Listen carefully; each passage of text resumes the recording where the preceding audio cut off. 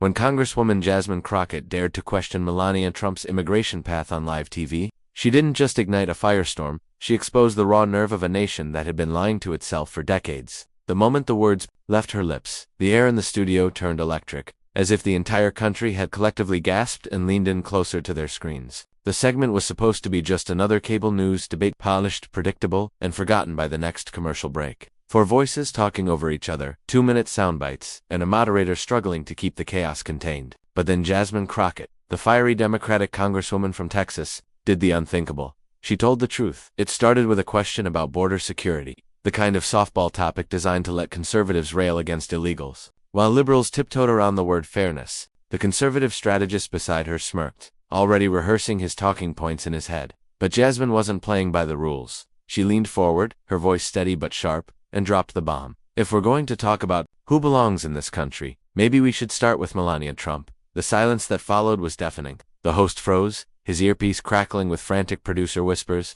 The strategist's grin faltered, then twisted into something uglier. Are you seriously suggesting the First Lady should be deported? He shot back, already smelling blood in the water. Jasmine didn't blink. I'm saying if we're going to weaponize the word illegals, let's talk about everyone's path. Her modeling visa, her green card, the fast-track process. It's fair game now, right? The cameras kept rolling. The network didn't cut away. And just like that, the carefully curated facade of political decorum shattered within minutes. The clip was everywhere. Twitter exploded with spliced footage, quotes, and hashtags like #deport, MELANIA, and #JasmineVS Trump. Right-wing influencers seized the moment, framing Jasmine's words as an attack on all immigrants, conveniently ignoring that she was the daughter of two memes, painted her as a radical, a traitor, even a racist. By midnight, Trump himself had weighed in on Truth Social, his all-caps rage echoing across every platform. Jasmine Crockett's attack on Melania is disgusting, racist, and anti. But the real damage wasn't the outrage, it was the distortion.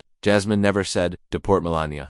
She'd pointed out a double standard. One where a Slovenian model married to a billionaire glided through immigration, while a single mother from Honduras got detained for a missed court date. Yet the narrative had already been hijacked.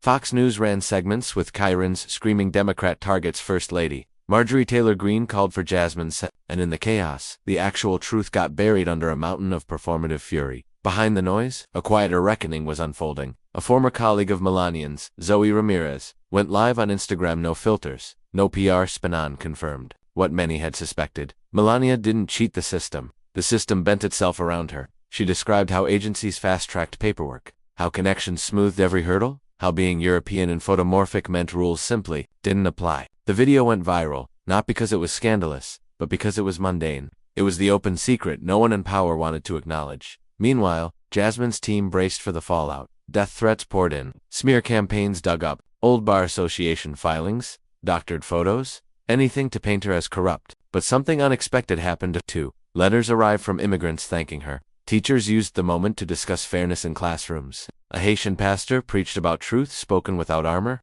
The conversation had shifted from, did she go too far? To why does this truth make us so uncomfortable?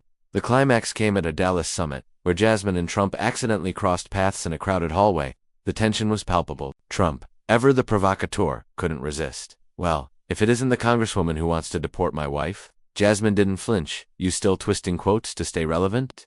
The exchange was short, brutal, and uncensored, a rare moment of unfiltered politics in a world of scripted soundbites. When Trump sneered, "You people love the spotlight," Jasmine fired back, "What you heard was someone telling the truth without asking permission." The clip went viral for all the right reasons. No spin, no edits, just raw, uncomfortable truth. By the time the dust settled, the question wasn't whether Jasmine was right. It was why her words had struck such a nerve. Was it the audacity of challenging a First Lady? The discomfort of admitting privilege exists? Or the terrifying realization that the system isn't broken, it's working exactly as designed, for the people it was built to protect?